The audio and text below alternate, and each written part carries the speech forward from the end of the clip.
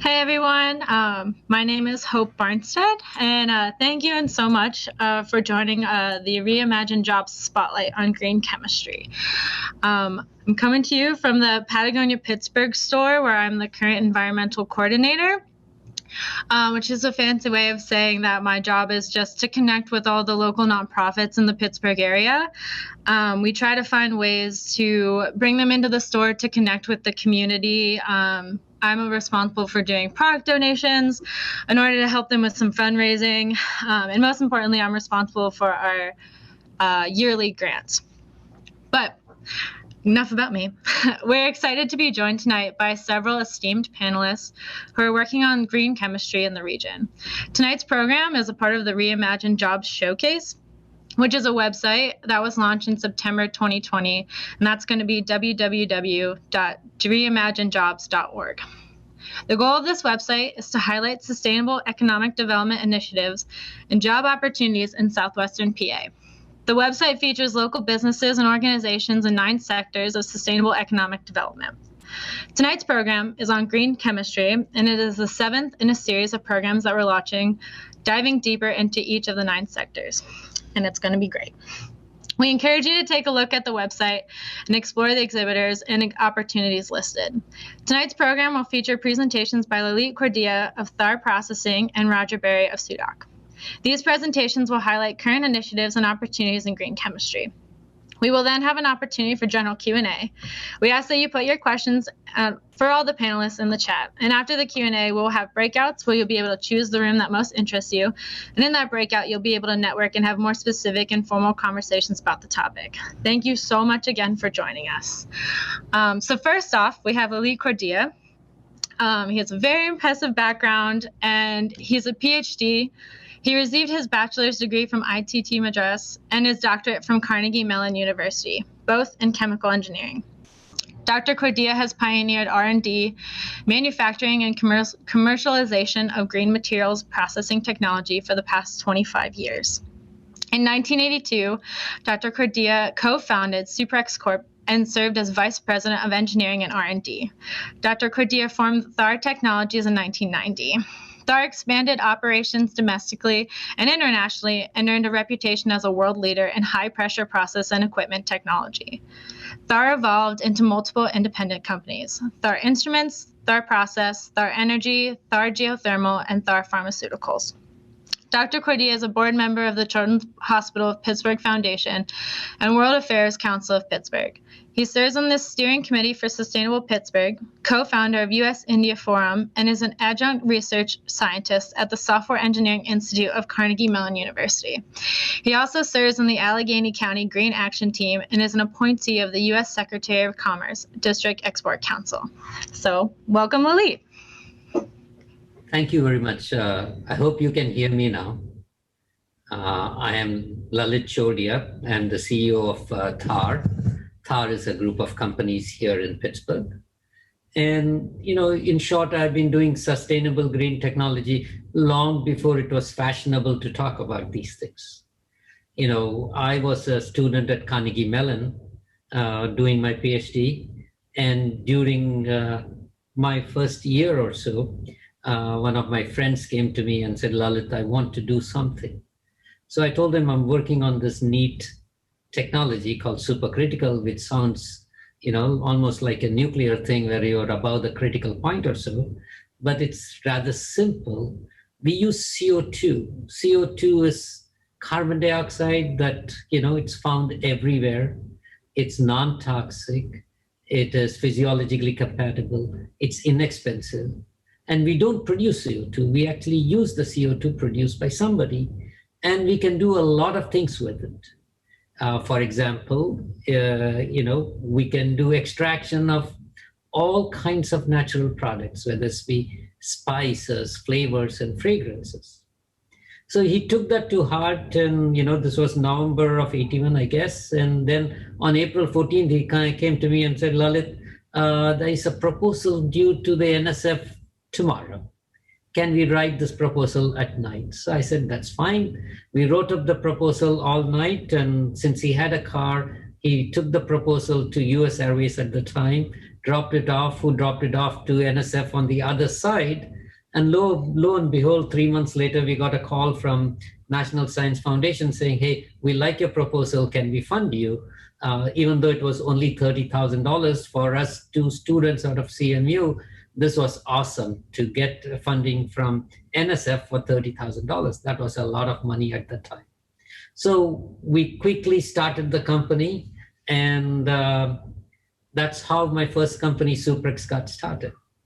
And I'm saying this because this technology called Supercritical is probably, we are the world's leader in it. We have done more using this technology than any other company in the whole world. And there are probably hundreds of factories all over the world using this technology in all kinds of applications.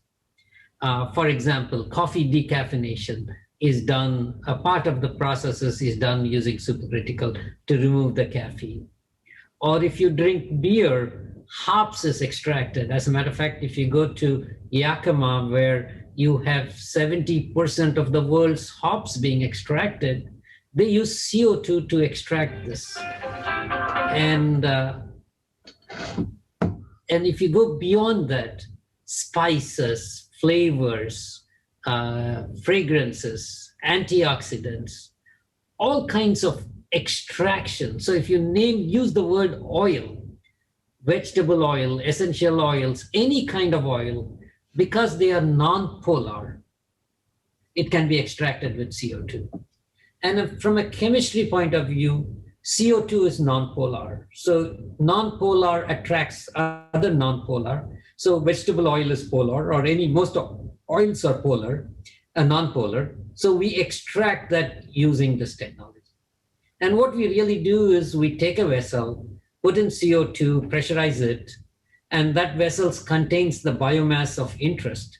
And it goes in, and because it's in the supercritical regime, and for CO2, it is, if you're above 31 degrees centigrade and about 73 bar, you're in the supercritical. So as long as you're in the supercritical regime, the diffusion coefficients are a factor of 10 greater. So it can go inside the biomass and extract it and remove the products of interest.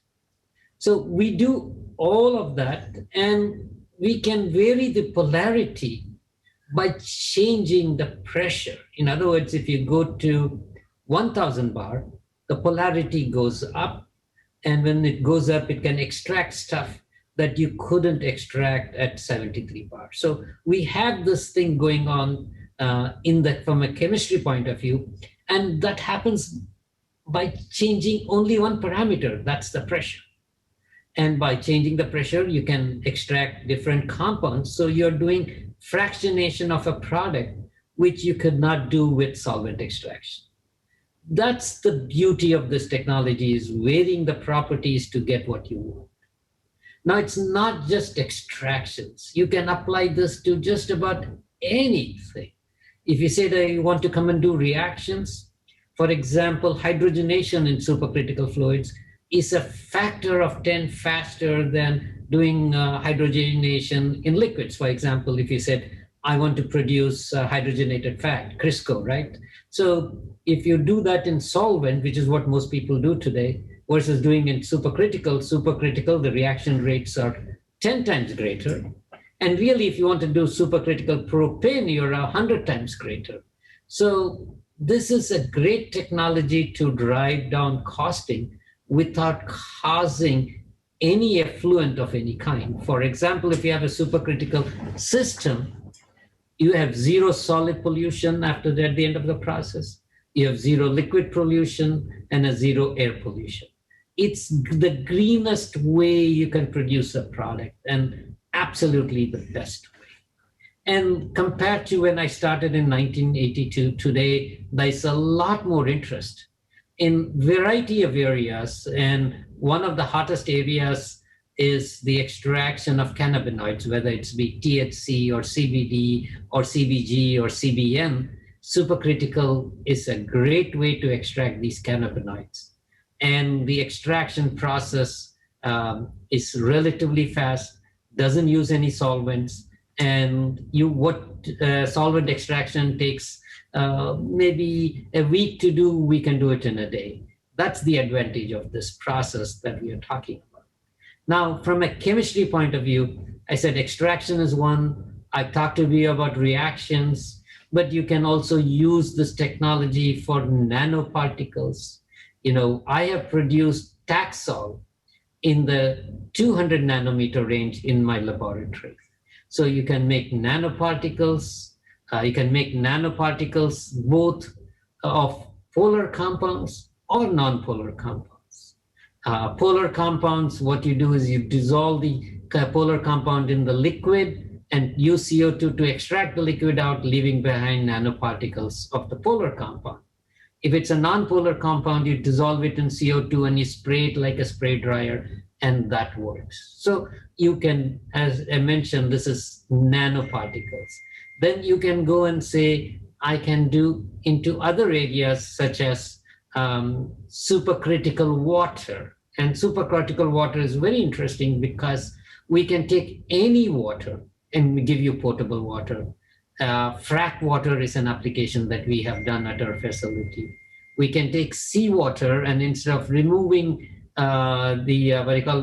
like thermal distillation, instead of distilling water, we precipitate the salt by varying the operating conditions under supercritical water.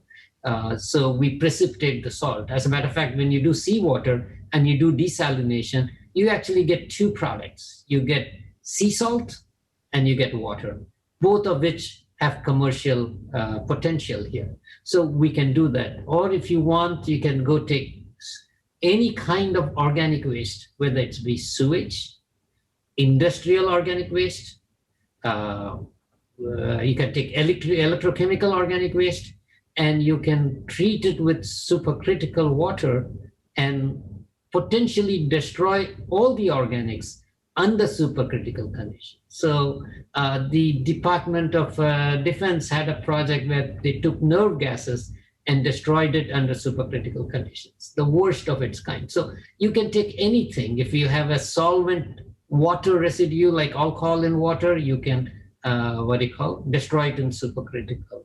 If you have a catalytic factory, which I've spoken to, and they have, and every week they get 7 tankers of water waste, we can treat that on site and give them good water back to it. If you're a laundry facility, we can do that. So you imagine, if you can imagine any water, we can treat it. And the same thing, when I said laundry, the same application happens. There's a company out in the Midwest which is commercializing liquid CO2 dry cleaning, again with CO2. So whether it's dry cleaning, laundry, you have all these applications. Now, I just talked about the chemical engineering side or the processing side of the thing, but you have the same applications in renewable energy. I've taken biomass and treated it with supercritical water and produced biofuel. We have taken and vegetable oil, treated it under CO2 conditions and produced biodiesel. We have taken ethanol from fermented waste and extracted ethanol out of it, producing bioalcohol. So there's lots of applications in the bio green energy side of the business. Or if you went further and you said, hey, I want to do air conditioning, CO2 can replace a freon. As a matter of fact, the first air conditionings in the 1900s used CO2 till the freons came into place and they became more efficient. But once people have realized that it's causing the ozone depletion, especially in the supermarket industry, there's a trend today to replace all those refrigerants in a supermarket. Believe me, there's thousands and thousands of gallons being used over there, and they leak over a period of time. So they cause a tremendous amount of ozone depletion, and people are moving to CO2 in those kinds of applications. Or if you said, I want to make a heat pump, whether it is a geothermal heat pump, which is ground source heat pumps, or whether it is a plain air side heat pumps, the COP for heating for CO2 is fantastic. As a matter of fact, in Japan, the CO2 heat pumps are the largest equipment that supplies heats to small apartments that are there in existence over there. So it is the widely used application is the CO2 heat pump. And further on, if you look at even a power plant, the Department of Energy is spending over $200 million trying to replace water in a power cycle with CO2 so that the efficiency of the system is increased, the size of the systems becomes smaller, and it becomes cheaper. So the Department of Energy is pumping a lot of money towards this goal.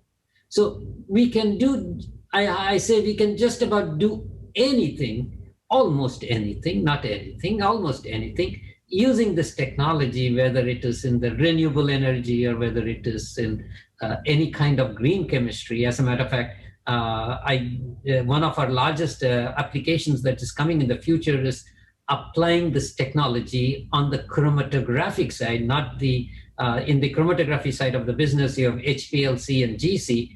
SFC is the upcoming technology, especially if you want to scale, to purify nanolipids, purify chiral separations, purify all kinds of materials in a production scale if you want to drive down the amount of solvents that you're using in a pharmaceutical industry. And this has already an application in the current vaccine development, and we are working with one of the larger companies to develop a process for them. So as a company, we are all excited about this technology. And remember, this is just a technology. I'm not talking of multiple different technologies. What we have been good at is taking this technology and applying it to lots of different fields. And when we do all of this, we need people with different backgrounds, whether you're a chemical engineer or a mechanical engineer or a process engineer, industrial engineer. You need all of these people to develop and design and build this equipment. You need chemists to develop the chemical technology, R&D chemical engineers to develop the process behind all of this. You need the regular blue-collar workers to build all this equipment, put them on a skid and ship it to people. You need salespeople to sell, and you need the modern, marketing people who can go on the social media and sell all of these things. So we as a company need just about every kind of experience that people have to help us market this technology, sell this technology. And I do believe there's a major future for anybody who is interested in this technology, no matter what their background is. And with that, I will stop. Awesome. Thank you so much, Lalit, for such an impressive presentation. Not only was it, honestly fascinating just to hear about that technology, but I feel like very hopeful in the end to hear how team-oriented it is and how many different backgrounds can be a part of furthering and getting the technology just more out there. But now we're going to move on to our second presentation, and that's going to be Roger Berry. So Roger Berry is a passionate and experienced CEO and investor in high-potential technology companies with a focus on sustainability. 2 decades plus of experience in private equity, covering fundraising, team incubation, deal due diligence, sustainable technology development, and ultimately as CEO for a series of technology companies, has prepared Roger for his current role in building a transformative, sustainable chemistry company in Sudak. Roger has experience in analyzing and managing turnarounds and startup ventures. Roger was a partner with TEM Capital, an early to growth stage fund manager focused on clean energy and sustainable resources. On behalf of TEM, Roger served as CEO of 2 businesses, including Clean Electricity Generation, CEG, a company with proprietary clean energy technology. Roger was head of a group funds and investor relations for Climate Change Capital, a fund manager with over $1.6 billion of assets. From 2000 to 2006, Roger was managing partner and co-founder of Liberty Global Partners, an advisory and placement firm focused on emerging markets private equity. Liberty Global Partners raised a significant commitments from institutional investors and led the creation of the Emerging Markets Private Equity Association. Roger has formative experience in the United States Congress and First Lady Hillary Clinton's healthcare task force. He subsequently worked in international development and conflict resolution. Roger draws inspiration from the times he spent with historic figure Nelson Mandela and other leaders of South Africa's transition to democracy. He first met President Mandela in 1993, before he became president, where he helped coordinate his testimony in front of the Congressional International Affairs Subcommittee on Africa. He subsequently went to work for the National Democratic Institute, living in Southern Africa and supporting the new leadership to establish key legislative processes.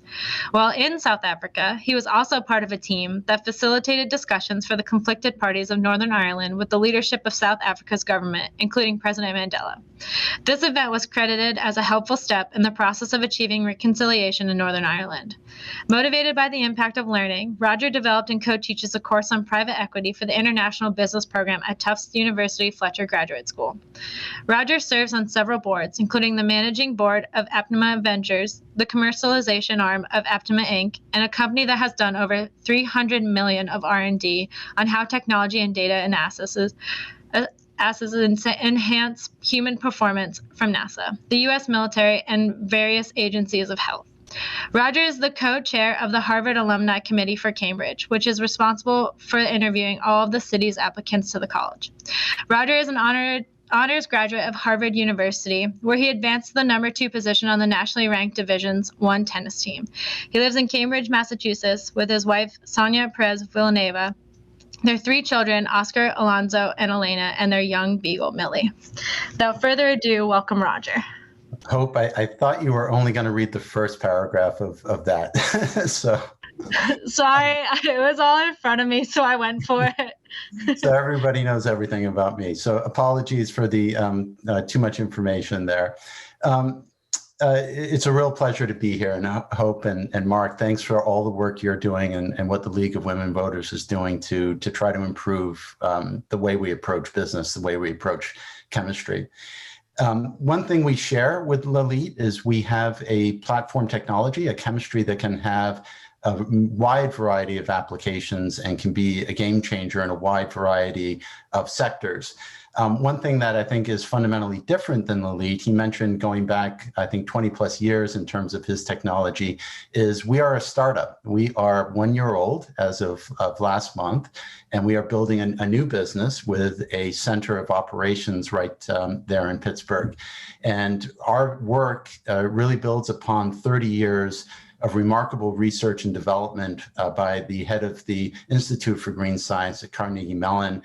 He's our creator, founder, and also an audience member, which is a real blessing tonight, and that's Dr. Terry Collins. So I just wanted to put a note of thanks for Terry for all of the remarkable work that he's done. I'd also point out that another founder of ours, Pete Myers, is also an audience member.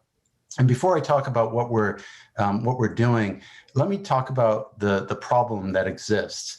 And many of the audience are surely well aware of the dialogue we have around climate change and the problem that we have with changing weather patterns and how human behavior has impacted climate change.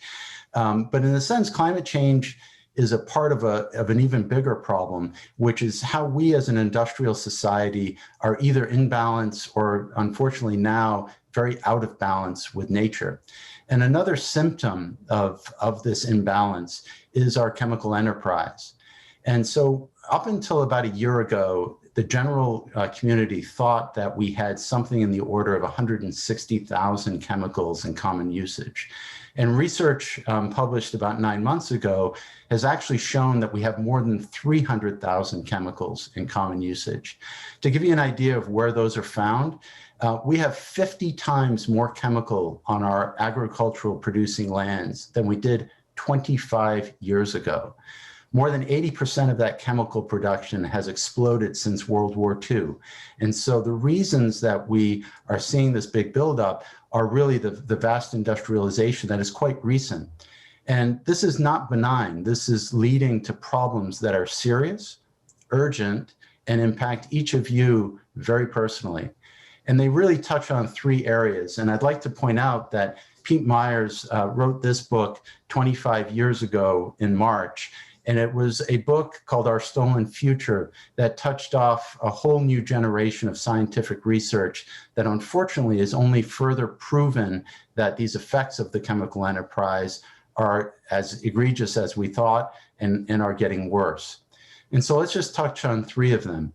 First of all, we have declining fertility rates. In the last 50 years, male fertility alone has declined by 50%. It's why so many of our friends and our family are seeking fertility treatment for the basic human function of how we pass on to another generation.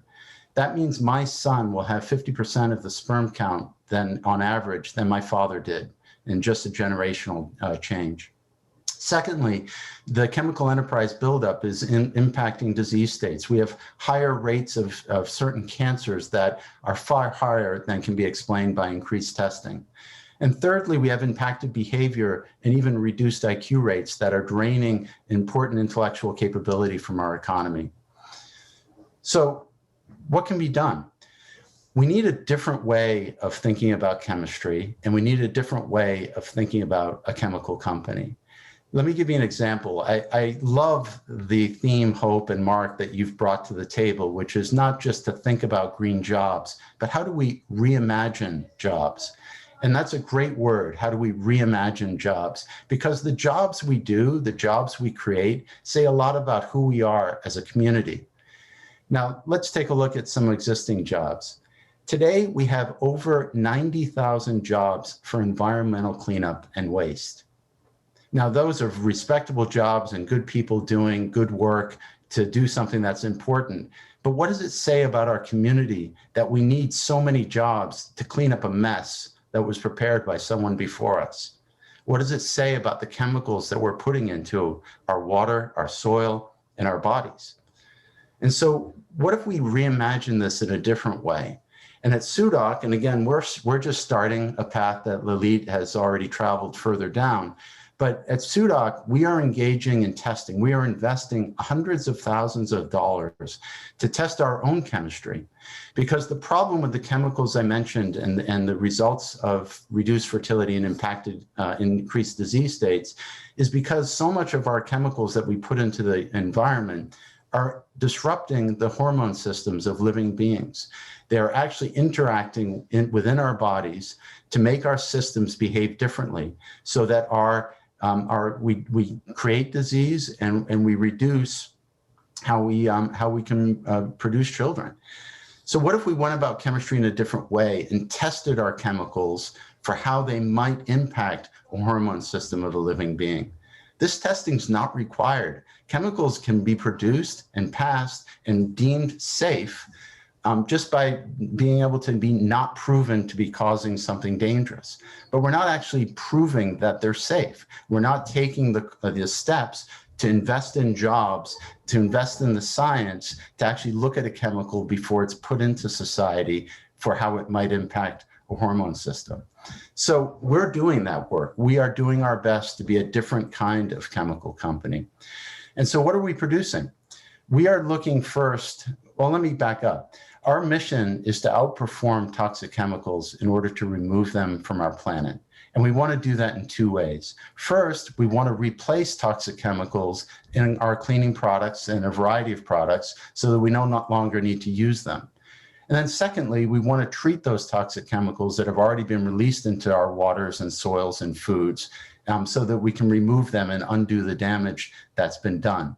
And so job number one for us is to focus on a very difficult cleaning problem impacting all corners of the United States, and that's mold. So mold is creating respiratory disease and is found in our homes, in our schools, in our office buildings. And so the way we currently treat mold is essentially throwing chlorine-based toxic bombs into our houses that are very difficult to work with. They impact the health of workers. They're very difficult to live with. People often have to vacate their premise in order to treat mold and stay outside for days. And they leave behind these toxic residues of chemicals that are surely impacting our health. So what we are doing is, instead of creating gallons and gallons of liquid, we've created a tablet so we don't ship around liquids. I'll show you one. This tablet right here, if you take 4 of them, replaces an entire gallon of toxic chemicals for cleaning mold. And if we ship them in a tube with 1/20th the amount of plastic, this replaces 3 gallons of mold removal. Now, the thing is many sustainable products can make great claims about being sustainable or plant-based, but they don't often do the job just as well. The great thing about this tablet is it actually outperforms those other chemicals.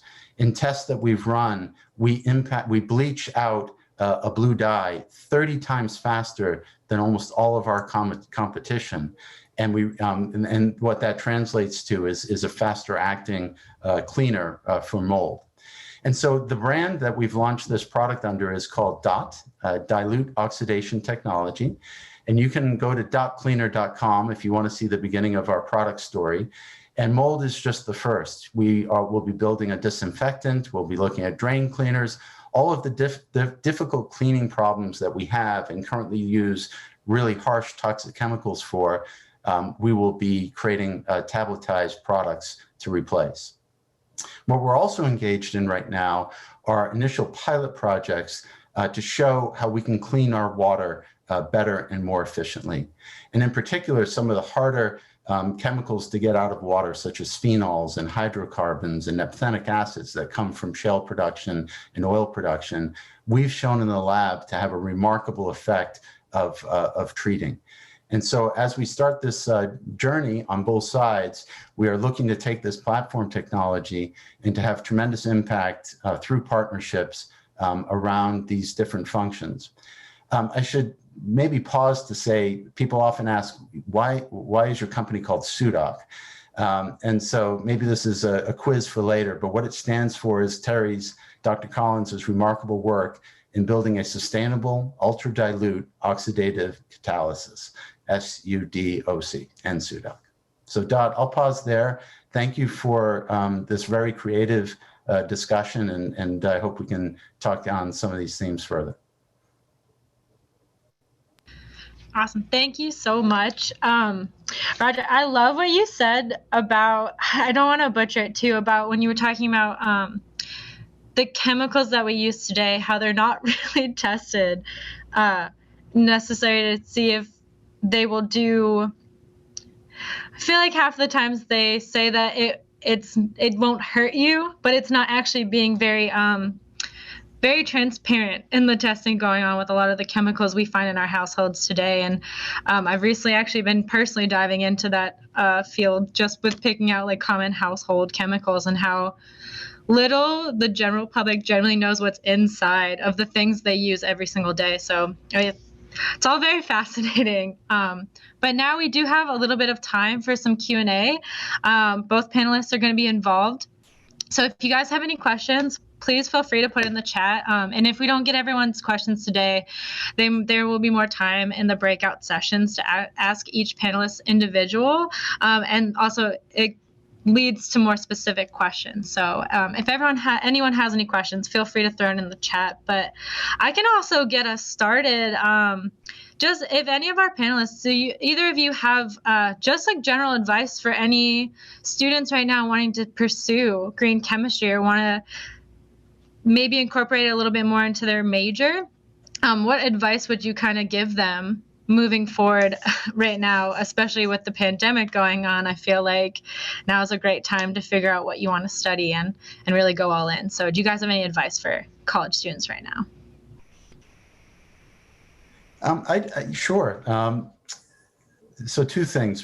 One, these new sciences around sustainability, whether in chemistry or in energy, are what's needed. So scientific degrees are very important, But what's also important is what Lalit referred to is how people work together in teams. And so scientists, I think, very often really enjoying going to work and learning their science. But the more that they can also learn and work on how to manage projects, how to think about how to explain their work to laymen, because it's non-scientists that they will come in contact with. And the best scientists in terms of how you commercialize something are people who can explain things in very understandable ways. And the highest form of understanding is to be a teacher. If you really understand your topic, you're able to communicate it to someone else. So take the time early to learn those skills, to learn how to communicate complex principles in simple terms, and learn how to think about how you get other people excited at working on your ideas. Because it's great to work on a big idea. It's even greater when your big idea inspires other people to work with you. So let me add to that. A scientist develops a concept in the laboratory, and the concept is useful only when the general public can use it in some form or fashion. To go from a concept to a commercially viable product, you need a lot of people. And you need chemical engineers, you need mechanical engineers, you need electrical engineers, you need people to put this equipment together. So you need everybody else. And it has to be done in a fashion where it is economically viable. You cannot produce a product that it costs so much money that nobody is going to buy it. It's the best idea in the world, but it's just too expensive to implement. So when I talk about sustainable and people's future in sustainable engineering, I'm saying it doesn't matter what's your expertise is, it's needed in this business if you're going to make a product that people will use it. Hope, could I also go back to the comment you made before for 1 second? Totally. So the current regulatory structure around chemicals is based on what's known as the Keogh principle. And I think it was, I forget his first name, but the principle essentially says that assume that in the absence of clear evidence of risk, that there is no risk. And so essentially that, and there's no risk of significance. So what it's saying is you have to have the evidence of risk in order to prevent a chemical from coming into the market. But what do? We don't therefore go and look for the risk. And the point we're trying to make is a good chemical company should exert itself to the highest standards of risk, not just around obvious disease or cancer-causing agents, but are we affecting hormone systems of living beings? The type of testing that we're doing as a startup should be done for every single chemical in the world. And the other important piece here is that the Keogh principle assumes that if you don't find risk at a certain level of dosage, it assumes the dosage makes the risk. And this is just not true. A lot of chemicals are actually perversely more dangerous at low dosages than they are at high dosages. So if you find a finding of quote unquote safety at a high dosage, it does not mean that chemical is safe. At a low dose, it actually might be more dangerous. And so chemicals behave in very odd ways and very unintended consequences. And it's why we need jobs. We need to reimagine jobs instead of having those 90,000 jobs to clean up a mess because we didn't do this testing.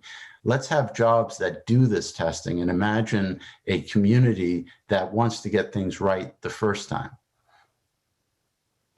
Awesome. Thank you for cleaning that up. I just couldn't agree with you more. I feel like you said it very, very well. So thank you. So let's go to Nora's question here. And Nora's asking, where can someone pick up a Sudoc product? And can you take the just normal chlorine bleach to a hazardous household chemical collection? So thank you for the question. So first of all, our business model, because of our concerns for safety, is the product right now is going through an early adopter program with professional mold remediators. So the answer in the short term, sadly, if you're not a licensed professional mold remediator, is you can't. But you can go to dotcleaner.com and see what it would be like. However, within 3 to 6 months, the whole idea is to migrate this product and other cleaning products to be consumer-based products. So I guess I have to go to the old adage, it's coming soon. Awesome. And then just following on, does anyone know if chlorine bleach can be taken to the hazardous household chemical collection?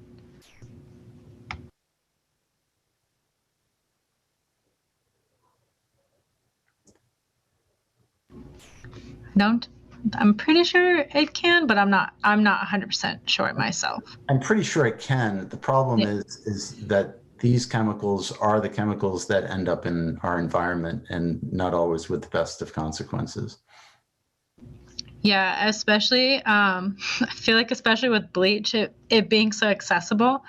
I know in the past I've worked for a conservation corps, and we would actually do our dishes, and we would do we would rinse them off in the first bin, the second bin we'd do soap, we'd do another rinse, and at the end we'd actually dip them in bleach at the very end. And one day it occurred to me, like, we're probably eating a lot of bleach here, and it's literally on the bottle how they give you the number for poison control, and it's just hilarious that once again these are the go-to chemicals and like for the everyday person. But I'm going to move on to Randy's question.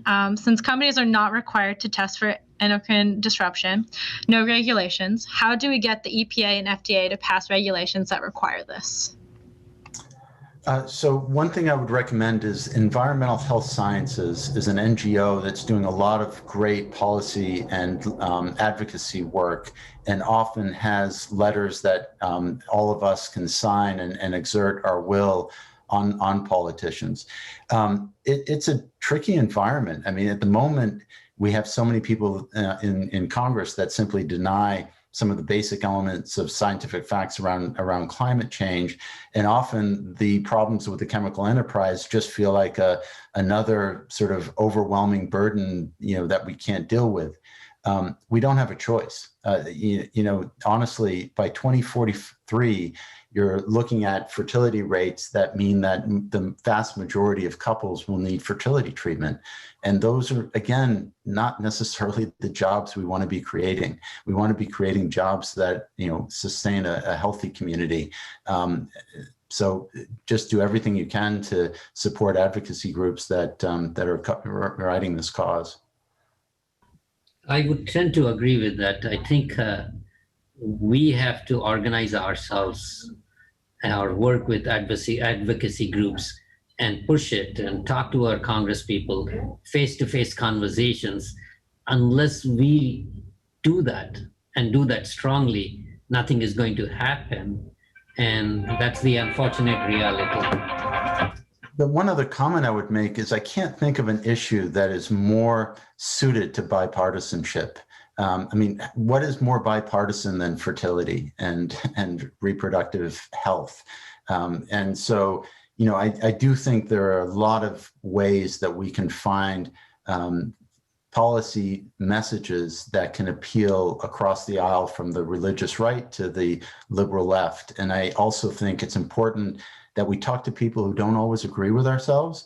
It's one thing to convince ourselves and to huddle in groups and sing to the choir, but find people who don't necessarily agree with you and talk through some of these issues. Awesome. Thank you both for that. So this is for both of you as well. Do either of your companies offer engineering internships or co-op, as the engineers call them, for undergrads? We do. We have been doing that for a number of years. We have both chemical engineers and mechanical engineers. And typically we go to University of Pittsburgh, which has a formal program to allow people to work at our facility and still earn credits. So we do that, and we do that all the time. And we will do that. That's the difference between a startup and an established business. But we have a lot of bench tests that we're running, and we're based in Carnegie Mellon and an office at University of Pittsburgh as well. So we're very open and we want to open our doors to young talent and show people what's possible. Awesome. So I'm going to just read this question exactly how it is. So on behalf of Kelly, she expressed that they spoke with a chemistry professor a few weeks ago who said that he advises his students who are interested in green chemistry to move away from Pittsburgh because a lot of innovation and growth in the industry is happening in coastal cities and not in Pittsburgh. Why do you think that is? Does it have to do with the amount of petrochemical development in the region, plastic, or something else? And how can we continue to push for the green chemistry industry to grow in Pittsburgh? Lali, do you want to go first? Well, it is not just green chemistry, right? This is a Pittsburgh problem. Green chemistry is just a portion of the bigger problem. The unfortunate reality is Pittsburgh, about 100 years ago, was the Silicon Valley of the world. We had the steel, we had the aluminum, we had glass, we had just about everything. And we had the world's best venture capitalists over here. The Mellons were venture capitalists. The Hillmans were one of the biggest, the founders of the modern day venture capitalists. So we are going through a cycle where we were at its peak, and now we were at the bottom, I would say, 1980s when I started my company. As a matter of fact, I had VCs who told me they would never invest in Pittsburgh. Compared to that, to where we are today, we are much, much better situation. And also when you look at life, lifestyle here, both when I started, I was in East Liberty, and I would tell you it was a war zone when I was at East Liberty. Today, East Liberty is a hot place for people to go and live there. So things have changed, and I do believe things will change as we go along, but I don't think things will happen overnight. It will take some time, and we need people like you to make that happen, start companies so that we can remain in Pittsburgh. All of us can remain in Pittsburgh. I would just say, I don't think there's any part of reimagining something that means running away. We have to address problems where problems exist. And I do think at Carnegie Mellon, there are different forces at play, but there are some amazing forces at play under, Dr. Collins for this type of chemistry. And so, if we can't do it in Pittsburgh, where can we?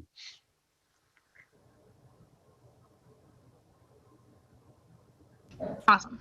Thank you both for that. I'm actually going to circle back to Haley's question. And can either of the panelists speak on the use of biomimicry in the chemical industry? Yeah, it's the foundation of our company and the foundation of our science. So what Dr. Collins did over 3 decades is essentially look at the enzymes in our bodies, in our livers, and step by step, meticulously use the process of biomimicry to how to basically harness the oxidative power that those enzymes operate on every day, taking care of micropollutants that come into our bodies. And essentially all of the science that we have is based on those basic principles. And it's a fundamental principle of green chemistry to draw inspiration and design principles from nature. The unfortunate reality is that I do not work in that space, so I will leave we'll take that one. Roger to make the comment here. Awesome. And then the last but not least question, because I want to make sure we have enough time for the breakout sessions. Are there any of your businesses located in eco-industrial parks? The Reimagine Beaver County Group is exploring the creation of an eco-industrial park in Beaver County, which will be a healthier development than petrochemicals. And that is going to be from Heather. Well, the funny thing for us is we started a business in June of 2020. And so that basically leading into the crescendo of what we now know as the COVID pandemic. So we started a company, and essentially you're looking at my office, which is the library in my home. We have 20 people in, I think, 6 different locations. We do have a physical presence in Pittsburgh, now at UPark at the University of Pittsburgh. We will be expanding, but we've actually been an interesting experiment. We're very much a virtual company. So we were in UPark before it became UPark.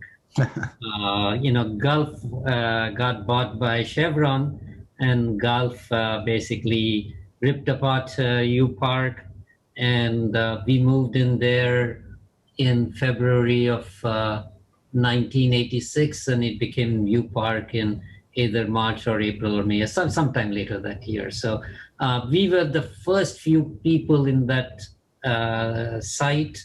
So I am sort of lucky or blessed to say that we helped develop UPark to what it is today. We were there for 20 plus years before we bought our own building in RIDC Park on Route 28, and we have a 78,000 square foot facility over there where we do both chemistry and manufacturing and building of equipment. And then further along, we bought a facility up in RIDC Park West where we build the real large systems on production scale, not the pilot scale, but the real large systems. And then another building on Sharpsburg where we do biomass grinding and whatnot. So we have 3 buildings, 3 different locations. I think Eco Park would be a great idea. Absolutely, I would recommend that because each company would help another company. So that's a great idea to move forward. Yeah, I mean, it definitely sounds like it would be an awesome idea. Well, thank you both for taking the time to answer those questions. Just a huge thank you for making the time to talk about green chemistry with everyone joining in live. And thank you to everyone who has been watching on the Facebook live stream. We appreciate you guys just engaging in this conversation with us. So now we're going to end the recording and then transition into our breakout rooms. We'll have 2 breakout rooms. And one of the panelists will be in each breakout room, so there'll be 2 separate ones. In just a minute, you'll see a pop-up appear on your screen, giving you the option to join a room. If you don't see the pop-up, hang tight. Marco is going to check in with you to see which room you'd want to be placed in. During the breakouts, you'll have a chance to have more informal conversation and network with our speakers on the topics that interest you. And in about 15 minutes, we'll come back to report and conclude. If you want to swap breakout rooms or if you need anything, you can leave the breakout room and come back to the main room, and Mark will reassign you to another room. In the breakouts, consider where you see the potential opportunities in the sector and ways in which we can continue to educate the public and decision makers on these opportunities. A lot of you had really awesome questions, so feel free to just totally use that opportunity to dive a little bit deeper. So pass it off to Mark. I don't know if there's anybody from either group who would like to just give a little share out of any other details that you talked about in your particular breakout. That could be really interesting. I'd certainly love to know, having missed both. Well, they was able to tell us about some of the other amazing technologies this company works with. That he was able to tell us about the amazing potential of his plastic depolymerization recycling technologies and how that will be able to help the recycling industry be able to upcycle plastics instead of just downcycle them, as well as a number of other smaller tech. So, Mark, I can summarize a little bit. We had a rich conversation about, interests and how we change our household cleaning products. We had a number of questions around particular chemistry, but I thought one question that really put sort of a finer point on things in our session was someone asking about the economic basis of these products. And, there are a lot of sustainable products that are really great, but you have to pay 30% more. And I think a fundamental principle of the science that we're pursuing and the science we're following is this notion of a circular economy, or a notion of sustainable use of resources. And what's remarkable about the catalyst that we have is that essentially it allows you to do more with less. And that creates a fundamental economic basis that allows us to be as affordable or perhaps cheaper. And with the first product we have around treating mold, we are essentially, again, eliminating the transportation of liquids, maximizing the power of an oxidant, and we're able to be 10 to 15% less than our competition. So it's a very fundamental principle of our design and our company. And I just thought it was a great question, because accessibility for the general population, not just sensitive elites, is very important. And we are a triple bottom line company. We measure our success not just in terms of financial reward, but also in terms of impact.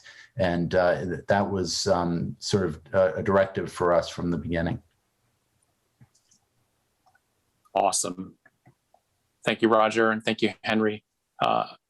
Any other comments or things to pick up hope? Pick up hope. Sorry. Oh no, it happens all the time. Yeah, figured. Yeah. We need more hope around here. All right. At least it's not like the dad jokes that I usually get. But I can close this accidental. out. Oh yeah. Purely. I can close this out if there's no other final comments. But one thing I did want to include, just from our personal, our breakout room, something that always inspires me. It was really awesome to see. There's a lot of young women scientists out there, and I think they were bringing a lot of awesome questions to the table. And I salute you.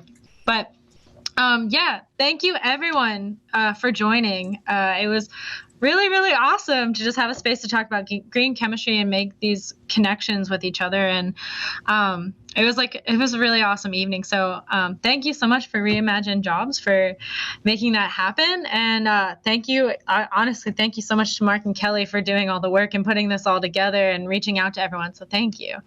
As a reminder, don't forget to check out reimaginejobs.org for more career opportunities and information about green chemistry initiatives. And if you're with an organization, consider becoming an exhibitor on the site by clicking Become an Exhibitor on the homepage of the site.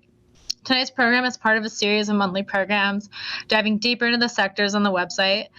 You can follow @Jobs Reimagine on Twitter, @Reimagine Jobs on Instagram, and Reimagine Jobs on Facebook to stay up to date on the upcoming programs. The next event is going to be on August 25th, and it'll focus on green grid modernization. And we hope to see everyone there. So thanks everyone for joining tonight. We hope this is just the beginning of the conversation, and that the future for green chemistry is a very bright one. So thank you.